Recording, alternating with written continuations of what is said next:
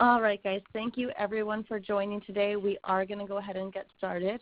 We have some really good content for you today. We've got both Guerrilla and Cause Marketing with Gabriella and Tara. So we will go ahead and get started. Like usual, we will be muting the phone, but at the end we will have time for questions for anything you guys may come up with.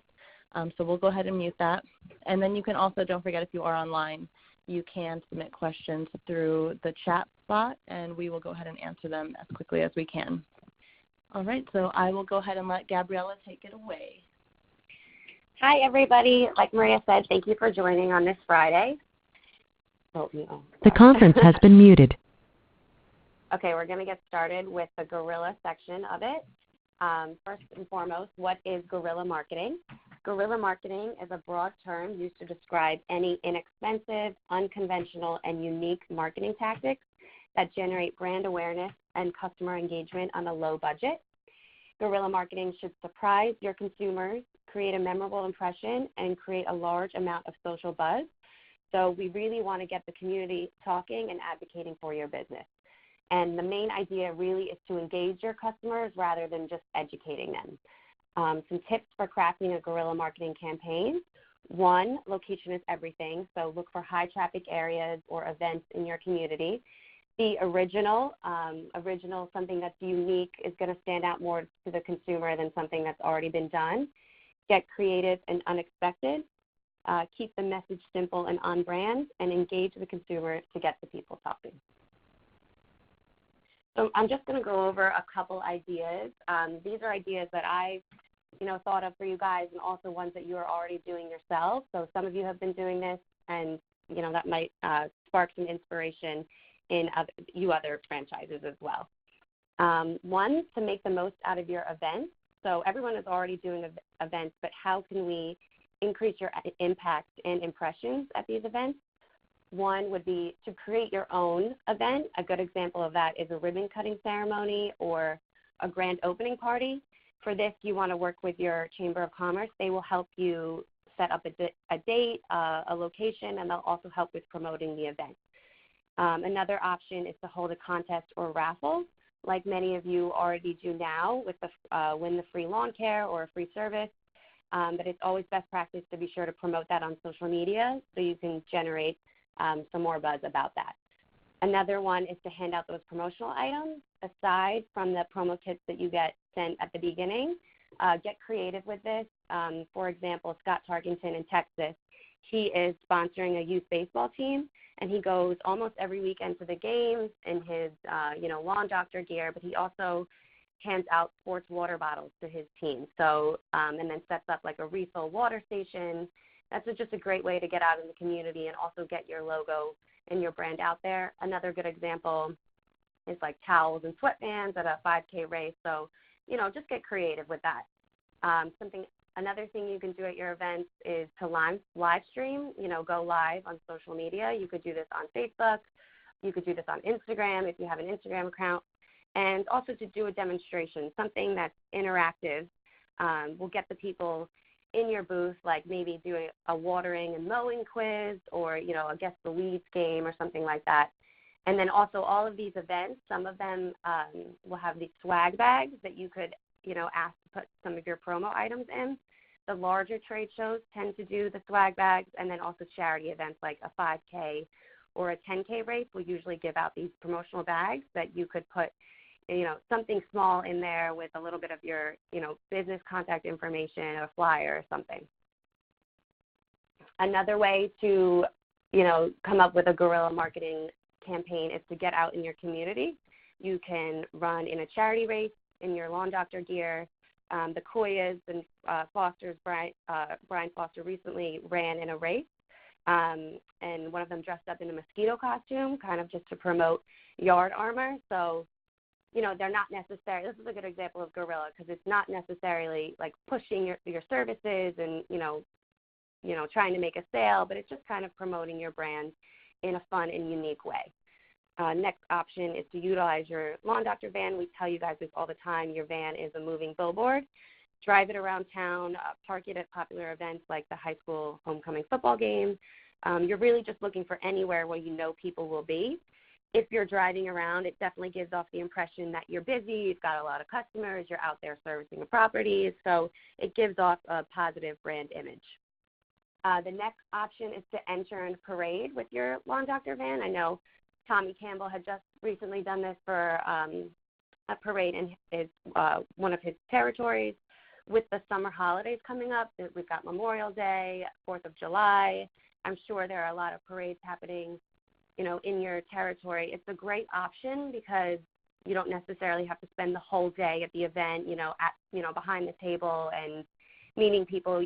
Parades are usually in the morning, so, you can go with your family, make it a family event, and then you get to spend the rest of your holiday, doing whatever else you want. So being in a parade is a great, guerrilla marketing idea for sure. Another one is to hold a raffle or contest on your local community social pages on Facebook. If you guys aren't already, you all should be following your city or community Facebook pages. These are great because they usually post events in there, so you can, be on the know of what upcoming events are happening. And also, if anyone in the group posts about, looking for a referral for lawn care or something, you guys can jump in and, get right on that immediately. Something you could do on your local community page, you, of course, have to check beforehand, but I know people could do, you could post like a raffle or a contest. Something fun would be like a picture contest of, tell people in the community to post pictures of how you spend your weekends outdoors, and they could tag you in the post, and you could come up with some sort of raffle, whether it be a gift basket, like a summer gift basket or something like that. Just fun. And again, not really pushing your services, not really, requesting a sale, but just kind of creating more of a positive brand image around your brand. And then another one, I know a couple of you have done this already, linking up with the local radio station and trying to do an on-air business spotlight. I know Jim Brown just recently this week did that, and he said it was really fun and it turned out great. So we'll see, hopefully he'll get some traction from that. But that's just another outlet that you guys could be using. Another one, advertising banners. We have the service here with Caradel we work with where they could do an every door direct mail, an EDDM, or a postcard mailing. The link that's in here will pull you to the page of all the custom templates that we have set up. I can work with you on this, and then also Maria is the point of contact as well, who can help you with these mailings. These are great if you want to promote like a specific service. Now that we're getting, towards the mosquito season, maybe we should be pushing Yard Armor with one of these. And what's great is that if you go on this website, you are able to filter by, household income or whether they're homeowners and whatnot and age, and then you'll be able to select yourself the carrier routes that you want to send these. So it's very specific. It's very targeted. You know exactly who you're sending it to, so that's a great option. Advertisements in local newspapers and magazines, as well as billboards and banners at sports fields or somewhere that's very visible. And then I just want to go over and reiterate again, everyday guerrilla tactics. These are things that you guys should be doing on a daily basis. I'm sure you guys are all doing them, but we just want to stress, again, the importance of them. One being the lawn doctor signs. You should be always posting those throughout your territory. Keep the signs in your van and car at all times for when a good location pops up. Door hangers and clover leafing. By now, you should always be clover leafing every time you service a property to build density in areas in which you already have customers. It's good practice to maybe set aside you or your technician an hour before or after a service just to kind of do door hangers in that area. Business cards, you should be handing those out regularly to people in your sphere of influence. When you go to networking events, when you're at events themselves, just always have those business cards on you. You never know when you're going to need to hand them out. The Post-it notes and flyers on community bulletin boards, those are great, very easy, very inexpensive. Just print those out and, pop those up whenever you see a good spot. And then also reviews are part of guerrilla tactics. Please make sure that you have added the reviews link to your email signature. If you need any help setting that up, please email me, but you should all have that by now. Reviews, we can't stress the importance of that, so please, yes. And I believe, and then we have one more thing. This is something new that we have here. Oh, the picture doesn't work. Sorry. We had this new thing that we're doing. Yeah, new campaign for the Sexy Gnome. I'm not sure if you guys have seen him yet. He has his own Facebook page. He has his own Instagram account. He's been actively posting on the Lawn Doctor Facebook himself. As you'll see there, I've circled it. He has 1.5 million comments on his new Facebook page. So he really ties into like the viral and the social buzz aspects of guerrilla marketing. And we do, unfortunately, I'm so sorry, this picture isn't working, but we have lawn signs that you can put up. They are available to purchase. So I've linked the two websites there where you can purchase them.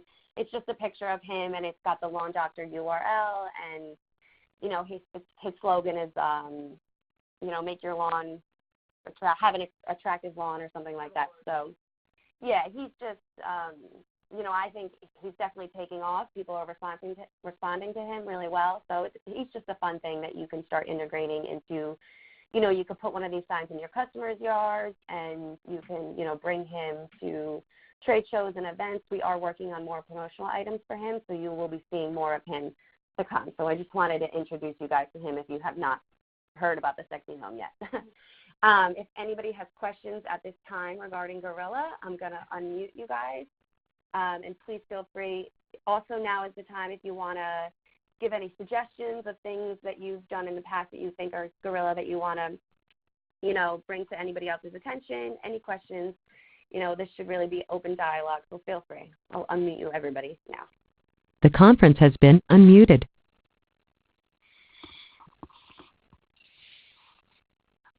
Any questions or input, maybe something you've done guerrilla-wise that you guys really enjoyed, you know, anything little advice, things that you can give, you know, feel free to say so now.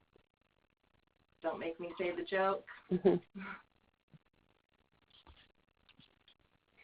Tommy, I know recently you just did the parade. You want to speak a little? I don't want to put you on the spot, but do you want to speak a little bit about that? Whether, you know, you would do that again? Whether you thought it was a great opportunity?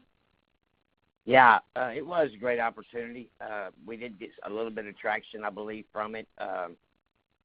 We passed out flyers through the parade and so forth, and we came up with some ideas that we'd do differently next year. Get our kids involved, and because actually it was just Kim and I, and so she was driving the van, and I was kind of walking along beside it, just handing out flyers. And so actually, if we'd had about 4 or 5 more people, we could have covered a lot more with flyers and so forth. But it was very inexpensive. You know, we printed out about 150 flyers and gave away damn near every one of them. And but it was quick, it was easy, and not much prep time. I mean, we decorated the van a little bit with some poppies, flower poppies. It was a poppy parade here in Georgetown.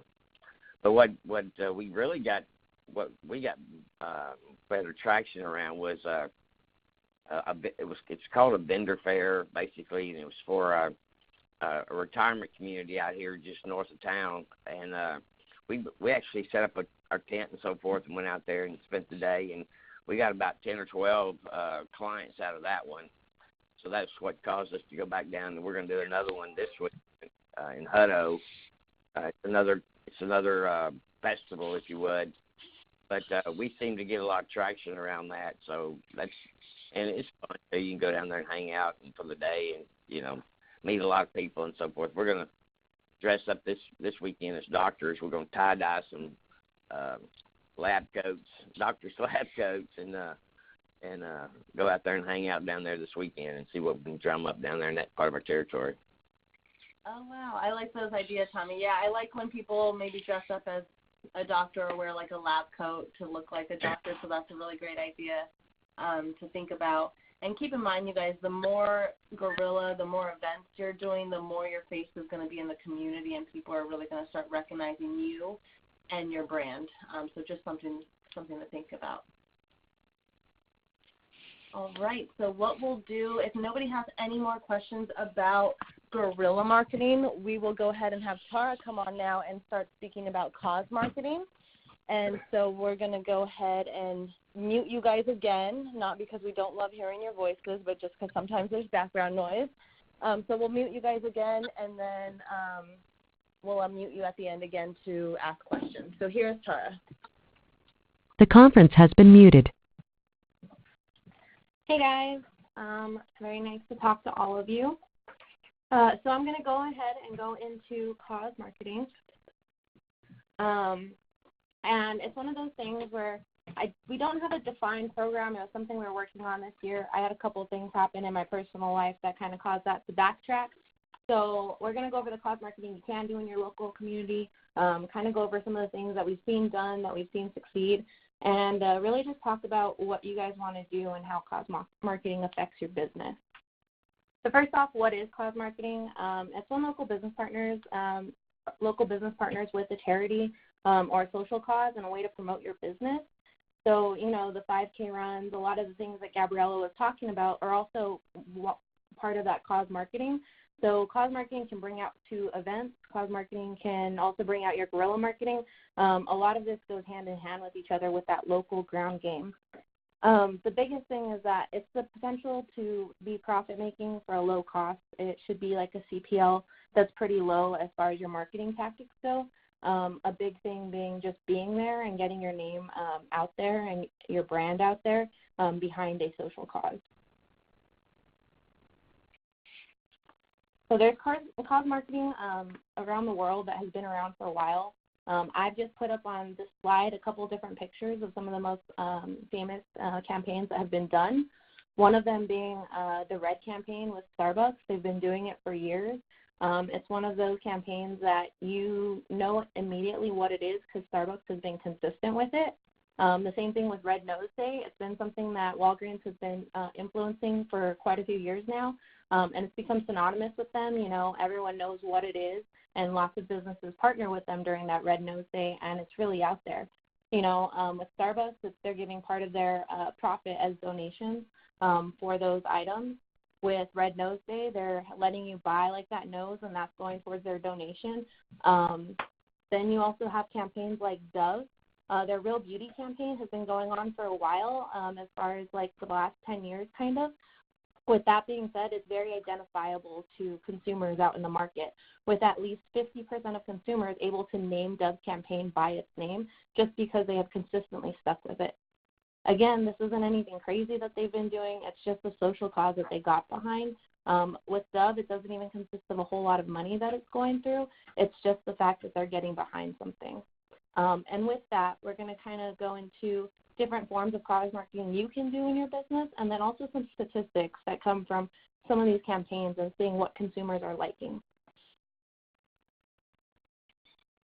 So the types of organizations to partner with as far as for your business would be local disease foundations, 5Ks for different diseases like cancer, ALS, lupus, things like that.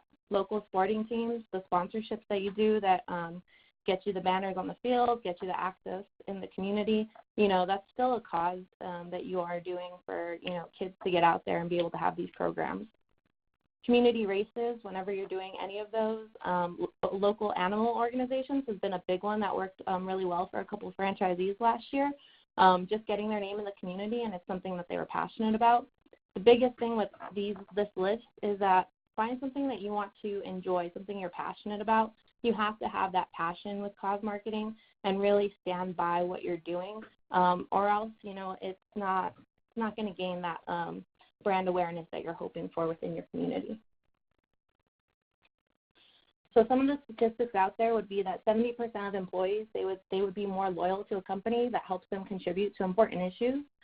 That's a big thing. As you are all newer, but as you start gaining employees and things like that, they're going to help you grow your business. They're going to help you with your marketing. And when they can get behind something for you, they're going to definitely enjoy also pushing that out there. They're going to say, not only is Lawn Doctor great because of the, service we provide, but they're great because we do this for our community. 63% of consumers are choosing to buy from brands they believe are doing social or environmental good. That number has only gone up. When I first started looking at the webinars to do for cause, that number was at a I believe it was a 52%, and I changed it to 63%. And that's just over 1 year between Miranda pulling statistics and me double-checking for them. So, that's a big part of the consumer reality now, is that they're shopping based on those social issues or environmental issues. And then when choosing between two brands of equal quality and price, 90% of U.S. shoppers are likely to switch to a Cause branded product. So with that being said, if the difference between us and TruGreen is that we're standing behind our community, we're in our community, that we're there every day, they know us, they're going to want to do business with us. Even if that cost maybe is a little bit higher, we're going to provide them with what they want, and we're also going to provide their community with something good. 87% of consumers would purchase a product if a brand advocates with an issue that resonates with the customer. So, in your local markets, make sure that when you're doing these things, you're doing something that matters to your community. And I know especially in certain southern markets, what's affecting you may not quite affect northern markets, in your communities when you're going through tropical storm season, things like that. Find what's going to work within your community. Find what's going to be most effective and really get your name not just into the minds of people, but into their hearts, because, that's what cause marketing is. It's really getting into, the consumer mind and their heart of what they feel when they think of your brand. 63% of consumers prefer buying gifts from brands that support social issues.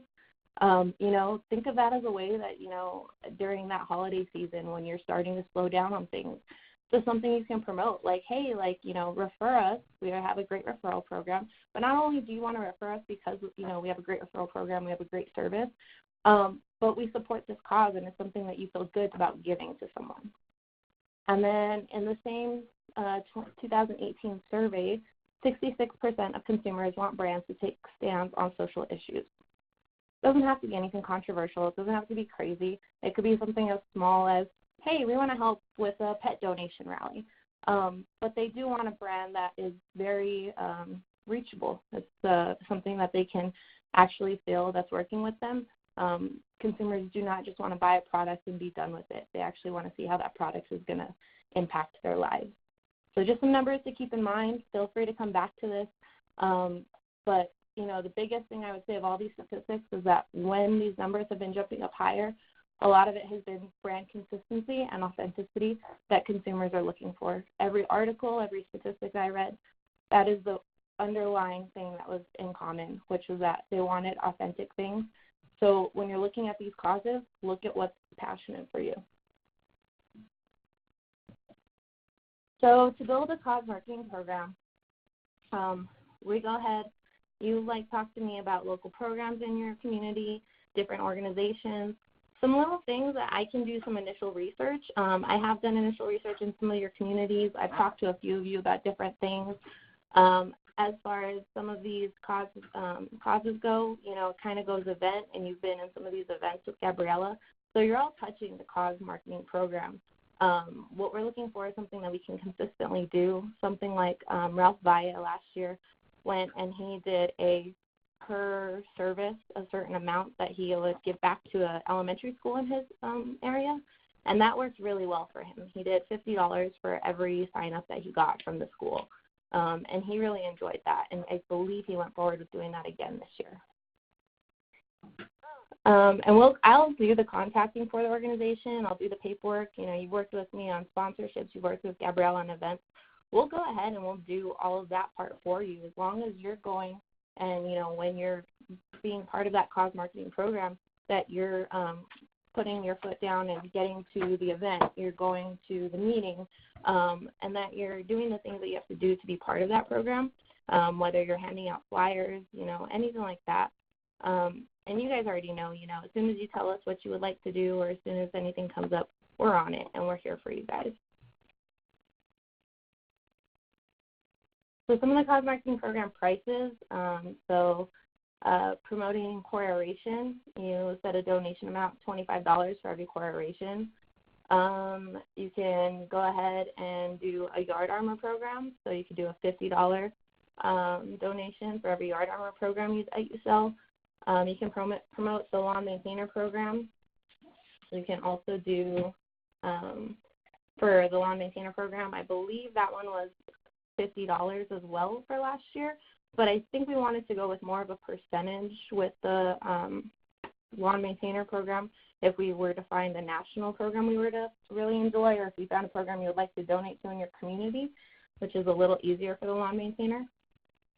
You'll see some collateral samples of what we currently do. All of these can be edited for your franchise. They can have whatever cause you would like in them. So you'll see the core aeration and the yard armor here. You'll definitely see the organization name. You'll see the different little cards we can do. Very much so collateral that's generic, but it can be used for many things.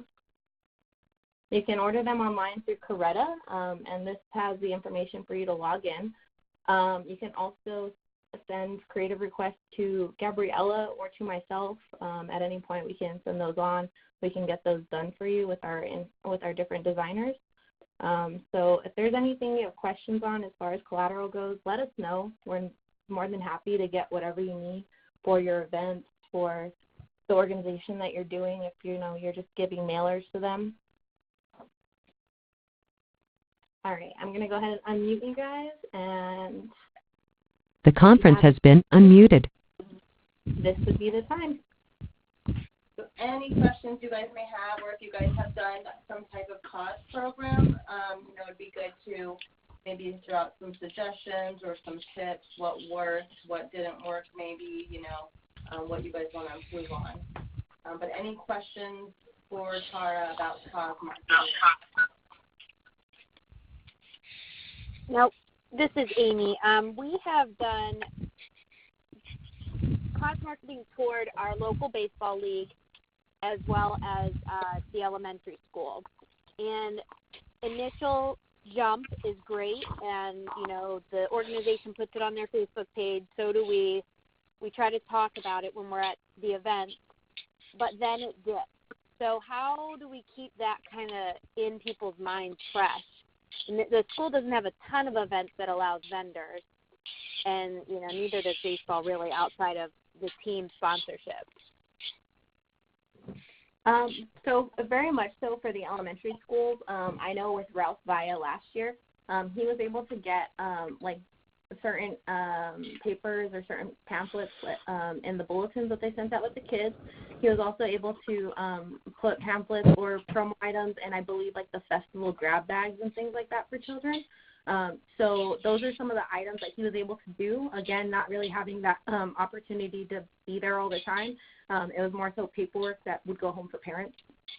And another thing, this is Maria here, another thing you guys can do, obviously it'd be up to the school, but a lot of times these schools have their websites, and if they can either put a backlink to where it connects to your website or a banner that shows that you're, doing some type of sponsorship, that's going to really do good.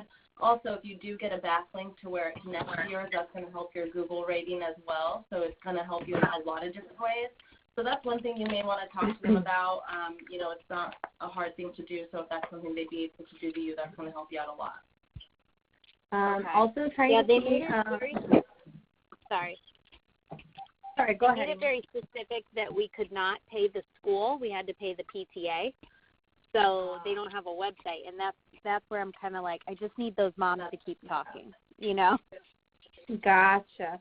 I do know that it's a little bit harder with some of the PTAs at times. A lot of schools have their booster clubs and things that they have their websites for.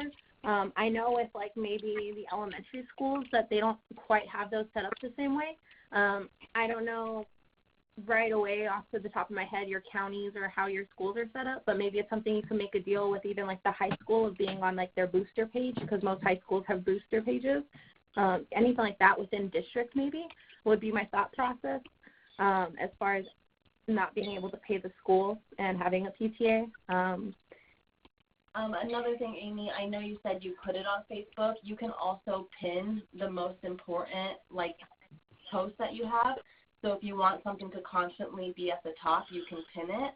So that's the first thing they see every time. So maybe doing that as well will get people's attention when they do go to your Facebook page. So it's going to be kind of a lot of little things to promote. It makes it difficult when baseball season is only a certain section, and that's really going to be with any sports. It can be kind of hard to do a consistent cause marketing program that's through the whole year. But definitely pinning it to the top of your Facebook can help really drive people to see, oh, well, she is doing something. It's just not baseball season. I think it is baseball season now. Thank you. I'm not a big baseball follower, but I assume it's baseball season right now. Yeah, I'm a baseball mom, but I don't love it, so. I understand. Yeah, we understand. I would also check with your schools about doing things during their registration times, because registration times are normally during the spring and fall, which are big times for us to kind of get that information out there. Yeah. So a lot of little things you can do, but we can always, kind of brainstorm with you or see what they'll allow us to kind of do on their Facebook, different websites and things like that. I will more than happily call the school district and figure out what we can do. Thanks. Yeah. Any other questions that you guys may have, input, speak now or forever hold your peace. Hey, can we talk about the referral program? The referral program? Yeah. Okay, you have a question about the referral program? Well, not just a question, but a little bit of feedback. In some respects, I think it kind of backfired on me a little bit because what's happening is I'm getting referrals, specifically referrals from customers, which is a great thing. But I'm getting referrals for services like core aeration or grub control, which might only be like $75 or $80 for a referral, and I'm winding up giving away $100 worth of gift cards for. And so I'm winding up paying to do the job. This one guy went to a cul-de-sac, and he literally walked out around his neighborhood while I was measuring his yard. Got 4 or 5 neighbors out here because they all had grub problems. They all had yards same size, so I got 4 jobs, but I'm paying to do all 4 jobs out of my pocket. Sure. And so, hey, Tommy, I think. Let me jump in for a quick second. So that referral program, and Maria, I'll ask you to keep me honest here or double check if we need to, but it's not a referral when they sign up for a one-time service. It's a referral, for the gift, maintainer program. When they sign up for a full maintainer program, that's the only time that referral was paid. Otherwise, you'll be paying people to let them work on you, to let you work on their property. So, Maria, if you can definitively confirm that or double check it, that would be awesome. Yeah, I will double check it, Tommy, but from what I understand, it is just a referral for the maintainer program. They have to sign up for the maintainer program, and they have to have their first service for that referral to be kind of like checkmarked and approved. And right. Then, like, at the end of the month, it pays out to anyone who referred and was referred. But I'll tell you what, I'll call you. We can talk about this. I can reach out to Christina and Jesse to double check, but as far as I know, you shouldn't be paying any type of referral payment to someone who's just referring for a one-time thing. Granted, maybe a thank you note to that customer of yours would be nice, or maybe even a small like $15 or $10 gift card to Starbucks if they're referring like a one-shot deal. But as far as the 50 and 50, it should only be for maintainer programs. Right. Just more feedback, just for everybody's of course and so forth. Is I'm getting a lot of customers that their neighbors. They talk across the fence, obviously, and they meet each other at the mailbox and talk or whatever. But we're asking these guys to give them like email addresses and all that kind of stuff. And I'm having customers go, hey, I gave you this referral, but I don't feel comfortable asking the guy for an email address. We might, as a company, might need to rethink about what kind of information that we're going to require for this referral. Sure. And maybe, I don't know, it's just feedback more than anything else. And I'm not the brains behind how to make it work and how to fit all, but it's just some feedback that I'm getting. Great. No, any feedback that's given to us, we really appreciate it. I mean, that's only going to help us perfect all of our, different tactics. This referral program is new this year, so there are probably going to be some tweaks that need to be made. But we definitely appreciate you giving us that feedback, and I'll let them know that that's what's kind of being said out there. Hey, last one. I really think we ought to be giving the referrals to the people that are giving the referrals. if you're on the receiving end of the referral, I'm not quite sure I see the justification for giving that guy $50 either. To me, I don't know. I just don't think the juice is worth the squeeze there. But again, other people, I know the logistics and the data behind referrals and the cost per service and all that kind of stuff, it might make sense. But I guess in the grand scheme of things, it just doesn't work for me. Sure. No, I definitely understand. On that, go ahead, Maria, then on something. So, on that, when you look at it on the surface and you go, well, $50 for this one, $50 for that one, that's $100. That's a lot of money. Totally get that, When you start digging, and it's when you start digging into the numbers that you start putting some, okay, now that makes some sense. And let me explain what I mean by that. So if a typical lead costs you, let's just say $75 for an average lead. And let's say that you have a great closing rate of 50%. So now you spent $150 to get a customer. With the referral, although $100 feels high, I'm with you, 100%. But now when you think about it, that referral is only being paid out when you have that customer. So now that was only $100 to acquire the customer. So it really does come down to looking at cost per acquisition. And, why is the new customer getting one? Again, I'm not going to say that doesn't seem a little odd, but it creates a lot of goodwill and good feeling around the referral program. And so that receiving new customer is going to be more likely to be a referring customer as well. So when you look at it on the surface, I couldn't agree with you more. And when you start digging into the numbers, you take the emotional piece out of it and you look at just the finances of it, it makes sense. It's a cheaper cost per acquisition. Now, it's just one of, 20, 30 different tools we have in the toolbox, of course. It's not like, hey, I'm going to make my entire life about getting referrals. But, when you can get them, goodwill, good feeling in the community, and it's actually a cheaper acquisition. But, yeah, as we talked about earlier, it's got to be happening only when you're getting a maintainer customer. It can't be for, a one-time $60 grub treatment or something. But that all set up. No, I get it. But, if you'll get back to me on that referral, whether, because the marketing stuff that was sent to us in the mail, it's just refer, spread the green. It doesn't say anything specifically about, the lawn maintainer program. Of course, I haven't gone onto the website to register or whatever to see what it says or whatever, so it may very well be that. But, again, I don't know. Yeah, we can definitely touch base on it and, discuss it further. I would recommend going on the website a little bit and poking around as well to see. But, yeah, kind of to touch on Jay's point there, keep in mind it's not like it's $100 for a lead. It is $100 for a sale. That will hit you in that first year, of course, but keep in mind these referred customers typically are about 80% more loyal. So you're going to have them for life. So you might feel that money coming out, and maybe not life, but for a long time. But, keep in mind, the first year it might hit you a little harder, but then the next year you're not paying out that $100. So just a couple things to think about, but we can definitely touch base on it more and really dig deep into it. I can send you a couple pieces of information about the referral program as well, but we'll connect today as well. Okay, thank you. Yeah, sure thing. Great questions, you guys. Any other questions or input for the day? I mean, we're happy to answer questions about anything while you have us all here as a team. Hey, this is Dan. I just want to point out that on Mobile Live, there's a poster review condition code. I've been using it for all my customers. I don't know that anyone's actually left a review, but it is there, so it's less of a begging for a review sort of tactic than, actually doing it. So just want to point that out to everybody.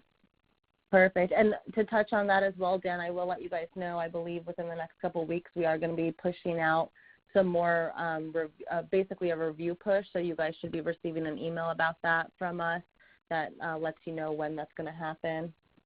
And we're automatically going to go ahead and do it for you. So it's not really anything you guys have to do. It's just more informational. But you guys keep an eye out for that. So then when you see all those reviews coming in, you know exactly why. And guys, we're timing that so that it's depending on where you are in the country. Like, we're not going to say, hey, you're in the South, so we'll send them out in August because the lawns are looking their worst for the summer. We're timing them, so that they're happening when the lawns are sort of in their peak season, as it were, because that's obviously the most effective. So just wanted to share that piece as well. Thanks. Awesome. Thanks for that, Dan. Any other input, questions, concerns, wins? Maria, this is Dan again. Can I count on you for a good review? You know what, Dan? I will review you. You're an amazing person, so I got you. I'll send the review out. Dan, this is Tommy. Your friends. And what was that? Hey, Dan, this is Tommy. Hey, beg for the damn reviews, man. I guarantee it's you swallow your pride a little bit. Just beg for them. It's all right. No, I do. I think people are busy. It's tough. But that's my excuse, and you're leading the pack in that. So I should take a note from your book. Yeah, we want to point out Tommy is killing it in the review section. But we've seen some reviews come through tonight as well. Greg Hyland got a good amount of reviews last night. The Koyas, of course, have some good reviews. So, share tips and tricks, you guys. That's why, we like having big classes, because you guys are able to really stay in touch, share your tricks, share what's working, share what didn't work. You guys are going to be your best resource, so keep that in mind. Hey, any tips on that, Tommy? Yeah, on reviews. How you going about that? Hell, I tell you what I did. I went on LinkedIn. In my previous life, LinkedIn I was got a lot of connections on LinkedIn, and I literally sat down there one Sunday morning in front of it and typed out a little message, if you would, requesting these guys to go on and do these reviews, and I copied that message, and I went through my list of contacts in LinkedIn that I were really close to and worked with a lot. And I just pinged them. I sat there and pinged them. Of course, I probably pinged 75 people and got 15 or 20 reviews.